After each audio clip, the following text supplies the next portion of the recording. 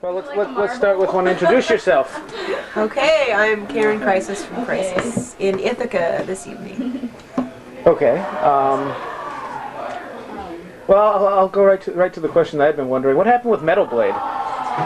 Well, it was an amicable thing. We actually dropped them. You don't hear about that happening a lot. Usually it's the label that drops the band. But what happened was a lot of different things, and we were getting a lot of opportunities that we couldn't do. You know, when you have a label, you have a situation where they're like your loan shark in a way. They fund your tours and certain things like that, your album, and we were getting a lot of really big opportunities for tours that would have been great to get us out to our fans on a bigger level, and they just didn't have the money, or the money for us. We weren't a priority.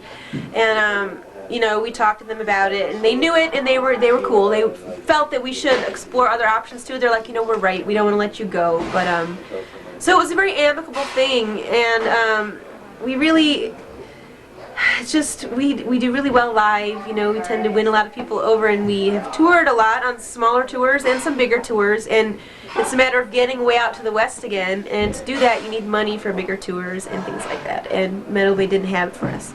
So we asked them to let us go, and they said, yeah, we actually owed them one more record. And actually the Captain Howdy thing came along that time, and they used part of methodology in the movie, and Metalblade was very cool about it. We still talk to them on the phone and everything. They were part of like our family.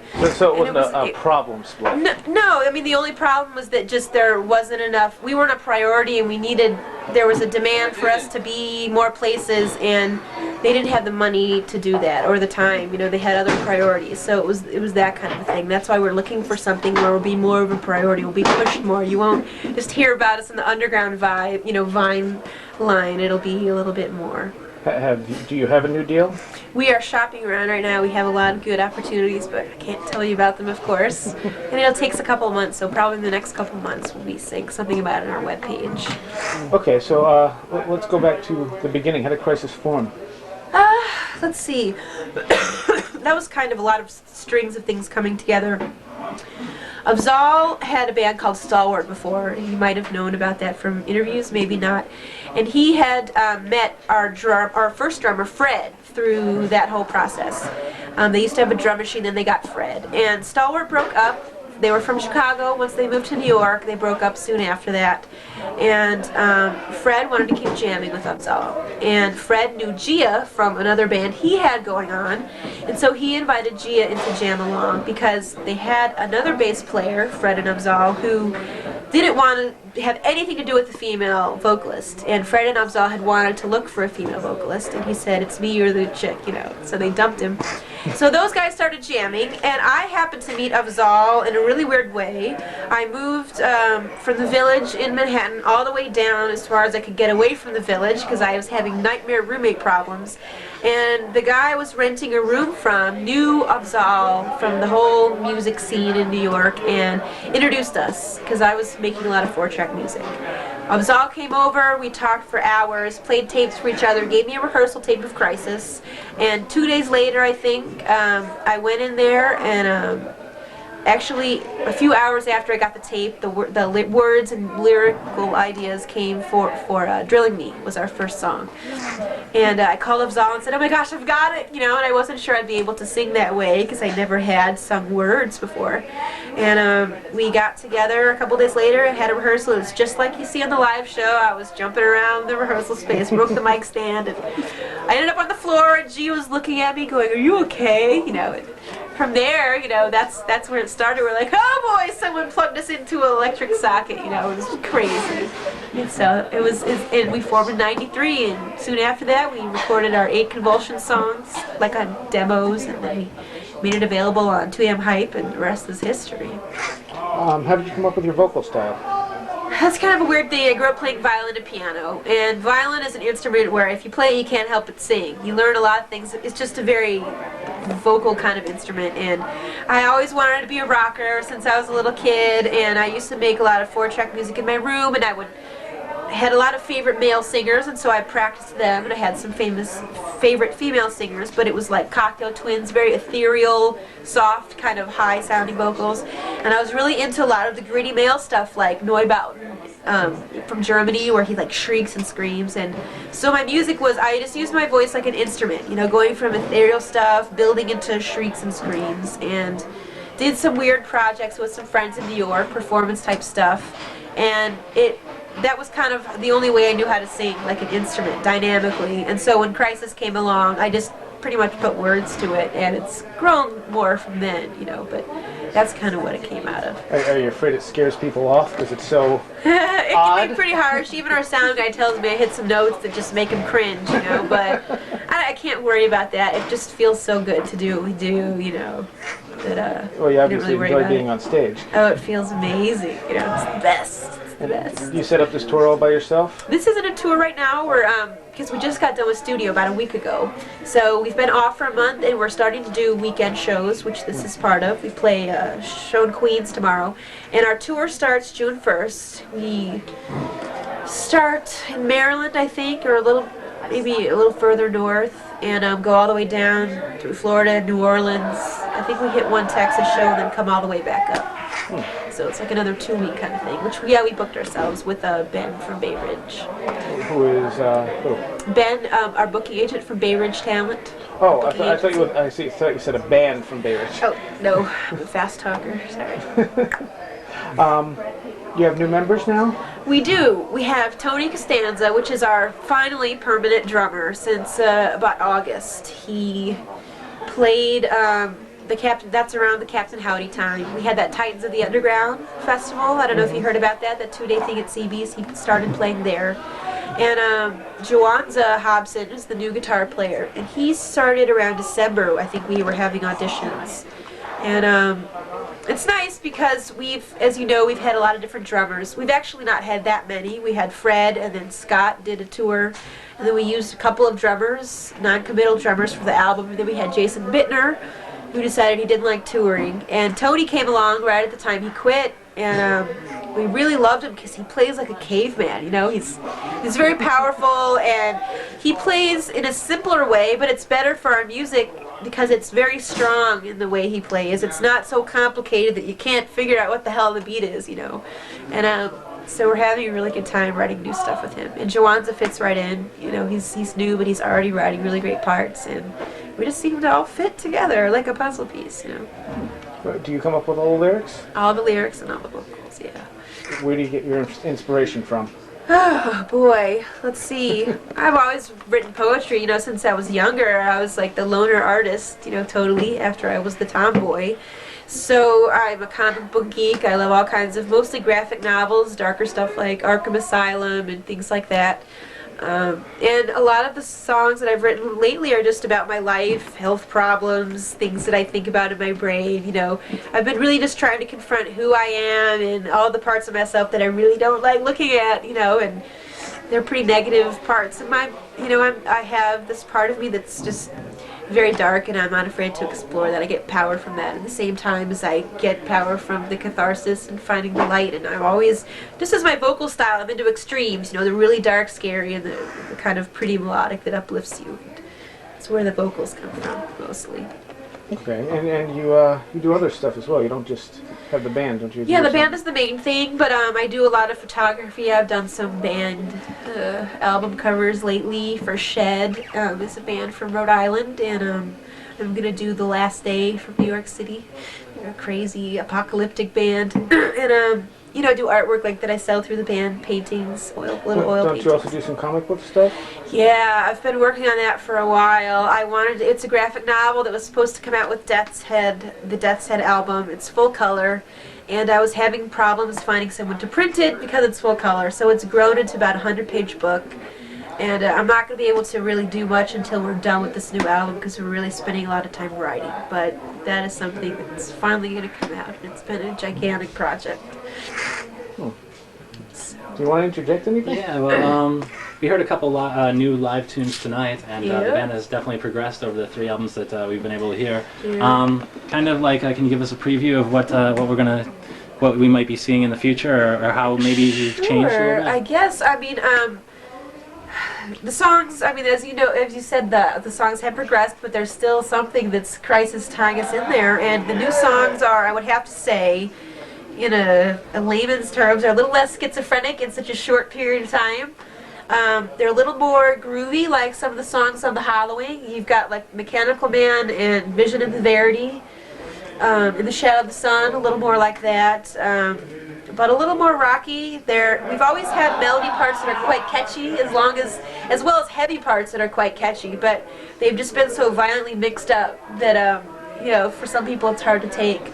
And we really wanted to challenge ourselves to try to write a normal type Crisis song, which started with the Captain Howdy song. We had to do a cover, and we said, hey, take it easy. Thank you very much. Right on. Appreciate it. Man. Thank you. And that was the start of it. We said, all right, let's try to write a normal song for kicks, for the challenge, to grow.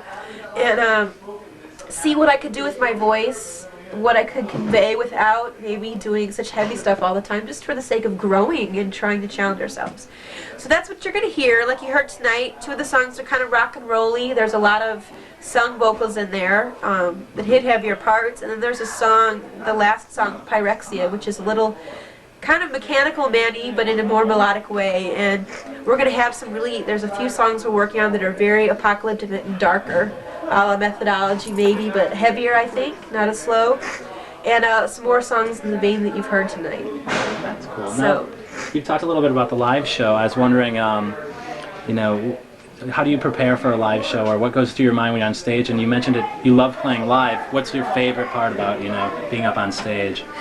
I think it's a twofold thing. Part of it is being able to physically accomplish that. I have asthma, and this whole winter I was sick all the time, and I'm a little scrawny thing. I'm trying to gain weight, but it's a real physical feat to get up there in the heat and to not only, as you know, our show is very physical. So it's not only singing as well as I can, hitting all the notes and being like, yeah, I got them, but also physically, we don't on purpose try to thrash on it. It really just comes out. And being able to do that and still feel very powerful and not feel winded, it's a great feeling. It's like being a part of a 3D painting is the only way I could maybe describe it. And the second part, of course, is connecting with people, because it's so much fun. I look from the front of the club to the back and check out who's moving, who's looking, who's dancing, who's singing the lyrics. I really love making eye contact with people and that change off of energy. It's a sharing of energy. It's so exciting. It's just a really amazing feeling. It's very, very special. As they say, music is kind of the universal language, and damn, it is. And I feel so lucky to be able to be part of it. It's amazing. Yeah, definitely. And you mentioned a couple bands tonight that you've been inspired by. What are some of the bands that other bands you might be able to quote that have influenced you, and what have you been listening to lately? Well, as a start, I have to go back to saying Cocktail Twins and Einstürzen and Neubauten. They really were a big foundation for me because I live in the suburbs and I didn't have a lot of friends. So I had the German industrial where they're using, power tools and things, and then real ethereal stuff. And there was a lot of bands in between, which I'm going to blank on now. I got into stuff like The Cure and Skinny Puppy and stuff that had a little darker edge but was maybe a little more pop or whatever. And then kind of went into the whole, I love all the metal out there now, but a lot of it I didn't know about it till the band. I knew the side of metal that you would call hair metal, and some of that I was not really into, no offense.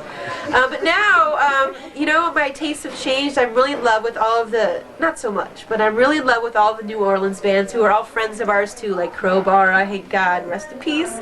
Soylent Green, Acid Bath, rest in peace. I think they're my all-time favorite band, Acid Bath, now. We heard about them on the Halloween tour, and we were just like, these guys are amazing. We got to play with them before their last show ever. And I think they're probably the most brilliant band out there because no one sounds like them. They have such emotion going on and texture. We kind of felt like when we met, we had a lot in common in terms of dynamics and experimentation, and part of the reason why we got along so well, I guess. But I really like a lot of Bongzilla. I saw live the other day. Like I was saying, you got to see them live. The CD is good, but it's not nearly as heavy. And I'm really into stuff like that, a little more of that southern groove, but just brutally heavy. And you know, Today's the Day I like a lot. The Last Day is a band who just recorded with them from New York, like that. Hell Child, Disassociate, you know, some crust bands from New York and Japan. But mostly lately I've been listening to all those New Orleans bands who have the new albums out. And anything else? Leadfoot, do you guys know Leadfoot? The singer from COC Right. and Phil. They just came to our house, they played a show in New York, and they have a new album out, and they're just so much fun, you know, those guys. So I think that's pretty much what I've been listening to. I'm sure I'm missing a few important things. But Do you find that people turn away from you just because you're a female playing this type of music? you know, that's kind of a weird phenomenon, and I always try to be good-natured about it. I think back in the beginning days, I wore some weird dresses and stuff, and of course that made people not know how to react, and they reacted like, you know, horny men, you know. But after the show, they had a lot more respect, and I think over the years, I still get a little weirdness, but not much to my face. People tend to just be like, they treat me like the girlfriend or something, and then they see us, and they're like, wow, you're amazing, even, you know, regardless of the female thing, which is what we've always tried to do. We have our own little perfect world, and we try to just let people, you know, hopefully people will just rock and not worry about that. But I tell you, sometimes it's weird. Sometimes when we're doing interviews, people only want to have an interview with me, and once in a while someone will try to ask a personal question. I just say, it's none of your business, you know, this isn't like Teen Magazine. And I have to say the weirdest experience ever is that underground bands we've played with have never showed us any disrespect that way. I mean, I've sung on Disassociate's album, I've sung on the new Fury of Five, with Stan from Albany, and I've done a bunch of other artwork for people like that, and I've had some offers to do other stuff. And none of those guys ever treated me with any disrespect, and they were very cool. You know, I was one of the gang. However, a lot of these bigger, more famous bands that I've met who are allegedly Crisis fans, who haven't really done anything to help us out, those guys have all tried to ask me out on dates. You know, they're like allegedly Crisis fans, and instead of getting us a show, they want to hit on me. And okay, that's flattering because I've always been the ugly duckling, but I think it's this weird irony. Like, you find out who's real, and you find out who's maybe not, or maybe threatened by the whole thing. And like, we were watching the new Blondie video out. Have you heard about that on the VH1? What is it called? Behind the scenes. Behind the scenes. music. And they were saying when Blondie started out, you know, even back in the punk rock era, she was a threat to people because she was just this wild and crazy female who wasn't afraid to rock, and people weren't sure how to deal with it. And we deal with some of that. But to our faces, there's not a lot of it going on. It's mostly behind the scenes, if it happens. I had another question, but I forgot it. And you know, for those who try to mess with me, we all take care of them. Thank you. A couple of broken noses and it all ended. Now, you mentioned you were going on tour in June. Yes. And I know you have a couple of dates coming up. You said you're playing Queens tomorrow night. What's kind of the near future for you right now? What are you trying to focus on? Is it tour dates or trying to get everything? Well, it's we're trying to focus on, since we just got done in studio, getting some more shows happening again, and at the same time writing the new album, getting it ready for when we get our deal, because we're going to have to record it right away. So we're not doing any tours that keep us out over a month, mostly underneath a month. And so that's what we're kind of doing, going down south. We haven't been there in a while. It's kind of our second home. Well, not all of it, but some of the good parts, you know. And, We're playing with Soil and Green. We're playing a bunch of shows with them. New Orleans, Mississippi, and Florida. Yeah. North Carolina. Leadfoot, Mississippi. North Carolina. Yeah. North Carolina with Leadfoot. So, good stuff happening. Yeah. How do you feel about the music industry in general? Sucks. Yeah. Big dick. That's the easiest way to say it. It's really hard because, as you know, I mean, the music industry, as many other industries, is ruled by the fashionability of the times, and I've seen that especially happen in the years Crisis has been together.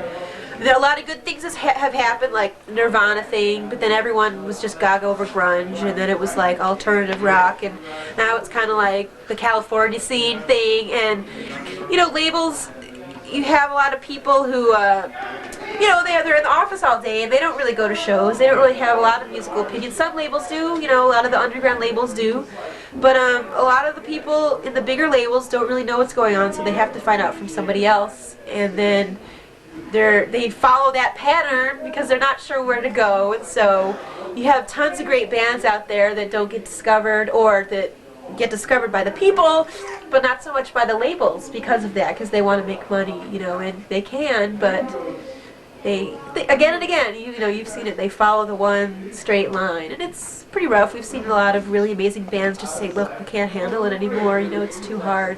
We're fortunate enough where we've not had a label for a year and we haven't stopped touring. We're fortunate that way because we did some bigger tours across the states. People loved us and they don't stop calling us, And we're one of the fortunate few, I think, that can do that without a label. We just want to do it on a bigger level with the label, so we'll see what happens with the industry with this new stuff. Have you had any overseas exposure? We went once to Europe for the Halloween for a month, and it was great, but, you kind of need to go back. We went with the Spud Monsters from Ohio and an amazing band from Germany called Totenmond. Called what? Totenmond means like dead, where the dead moon is the like literal translation. They're really amazing. They're one of our favorite bands, actually. Very slow, very heavy, slow, growly vocals, and Europe is kind of weird because, like all of us, I'm sure we like all kinds of different types of bands, Over there, even in a heavy genre, people like only what they call European metal or only death metal. And on our tour, it was a little more mixed up, but it's kind of strange that way. People are really devoted, but to one very narrow kind of music. So we kind of had fun seeing what was going to go on. Some of the guys were weird. They're like, are you a woman or man? I'm like, well, I got no balls, so, But it was really good overall. Just a little different from the States, Let me, They don't really have an underground, which is kind of good in a way for bands there. They just have one gigantic music scene, It's kind of strange. So it doesn't have the corporate atmosphere that America does. It is lacking some of that, which is good. Like they have a lot more magazines where they cover really small bands from America and Europe, as well as really big bands, which is pretty cool, really nice. A lot of festivals. They're really passionate about it.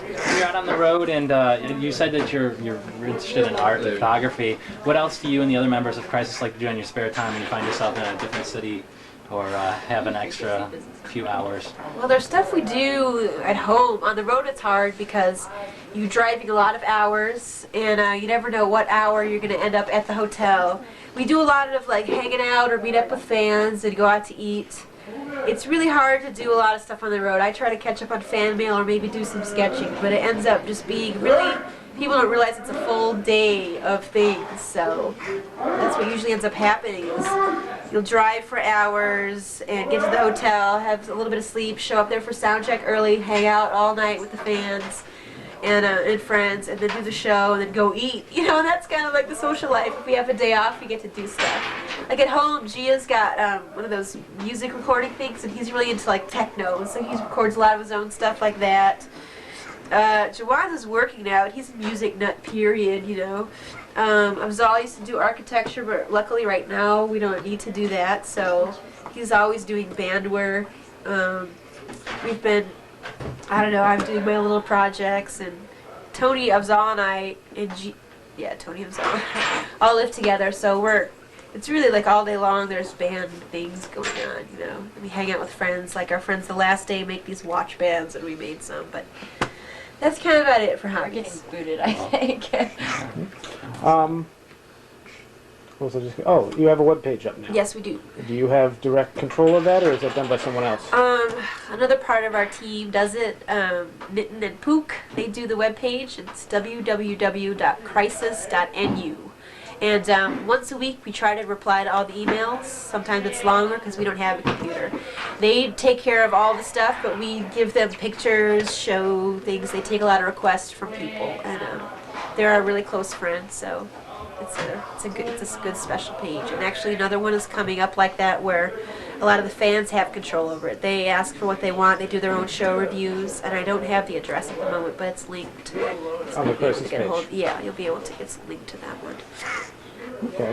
Anything else you'd like to say? Thank you very much. It was a rockin' night, and thanks. We appreciate the support.